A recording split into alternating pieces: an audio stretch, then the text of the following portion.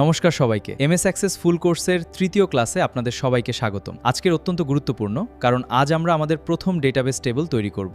প্রথমে আমরা ওপেন করব student management database pane. Navigation পেইনে অবজেক্ট দেখতে পাচ্ছি। টেবল তৈরি করার জন্য ক্রিয়েট ট্যাবে ক্লিক করব। আজকের ক্লাসে আমরা ওপেন করব স্টুডেন্ট ম্যানেজমেন্ট ডেটাবেস। তারপর একটি স্টুডেন্ট টেবল তৈরি করব। সেখানে সঠিক ডেটা টাইপ নির্বাচন করব। এখানে তিনটি গুরুত্বপূর্ণ কলম দেখতে পাচ্ছি: ফিল্ড নেম, ডেটা টাইপ এবং ডিসক্রিপশন। ফিল্ড নেমে আমরা তথ্যের নাম লিখব।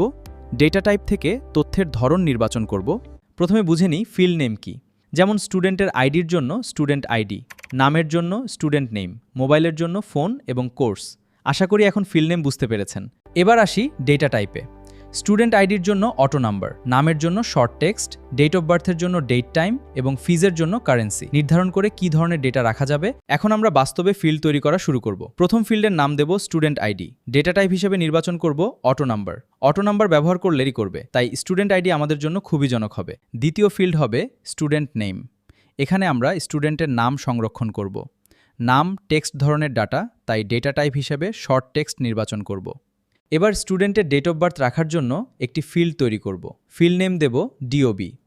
যেহেতু এখানে ডেট থাকবে, তাই ডেটা টাইপ হিসেবে ডেট টাইম নির্বাচন করব।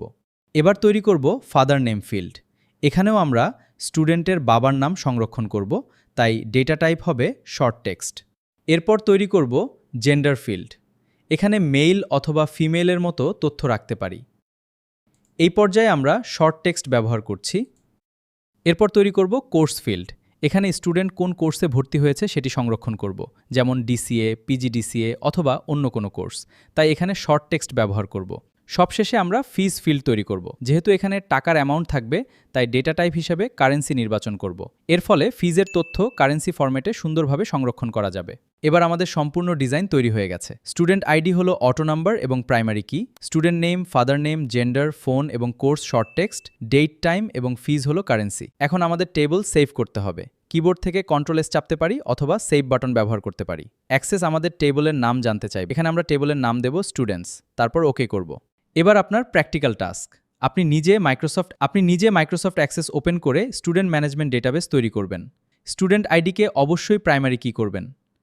আজকের হোমওয়ার্ক হলো নিজে আরও 5টি ফিল্ড চিন্তা করে লিখবেন এবং প্রত্যেকটি আমরা এই স্টুডেন্ট ডেটা এন্ট্রি করবেন এবং ডেটাশিটস টেবলে ডেটাশিট ভিউ নিয়ে কাজ করব। আজকের ক্লাসে আমরা table design, field name, data type এবং প্রাইমারি কি শিখলাম এবং আমাদের প্রথম স্টুডেন্টস টেবল তৈরি করলাম। আজকের ক্লাস এখানেই শেষ। ভিডিওটি ভালো লাগলে লাইক করুন, চ্যানেল সাবস্ক্রাইব করুন।